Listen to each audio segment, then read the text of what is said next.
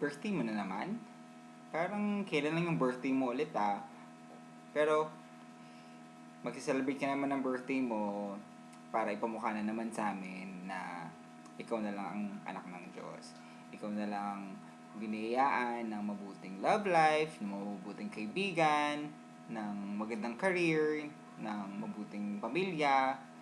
Pero kung akala mo mag-wish kami ulit sa'yo for your birthday, well, nagkakamali ka. No, just kidding. But seriously, happy birthday.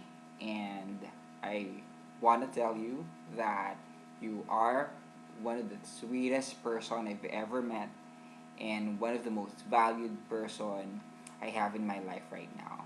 I truly treasure our friendship and I wish you all the best and success in life. I've always been there with your struggles, and I will continue to be there whenever you need me. I will always be your lola, and you will always be my apo. Kapatid ka man ni Pirena, or hindi.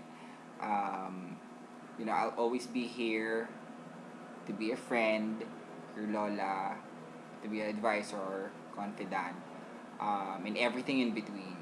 I love you, and happy birthday.